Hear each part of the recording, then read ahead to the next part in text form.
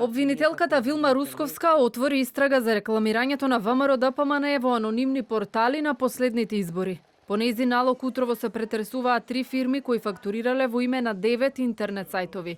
Се проверува дали опозицијата пред 15 јули уплаќала повеќе од законски предвидените 15.000 евра со една уплата.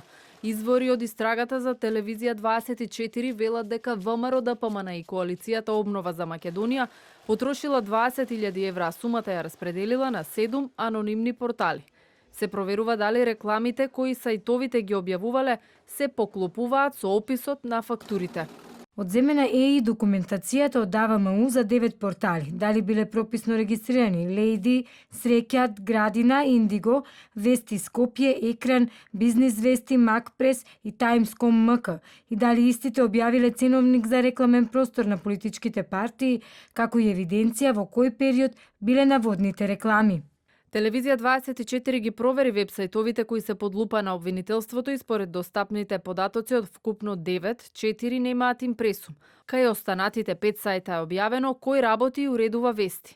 Тие демантираат дека добиле огромни суми од ВМРО ДПМНЕ за да се рекламира кај нив. Според информациите на обвинителството се работи за наменски сајтови кои се активирани непосредно пред изборите. Проверката на информации која ја направи Телевизија 24 преку Марнет, регистарот на домени покажува дека само порталот Times.com МК е регистриран пред изборите на 21 мај годинава. Го поседува маркетинг агенцијата Медиаком, основана во 2008 година, која се поврзува со уште десетина агенции. Опозицијската ВМРО ДПМНЕ реагира на политички притисок. Денеска политичкото обвинителство во ликот и делото на Вилма Русковска организира напад врз медиуми, што го продаваат како некаква борба и справување со корупцијата. Истината е дека сето рекламирање на партијата ВМРО од ДПМНЕ е транспарентно и законски. Според анализата на АЕД-НОН, не само ВМРО ДПМНЕ и СДСМ и ДУИ се рекламирале во анонимни портали.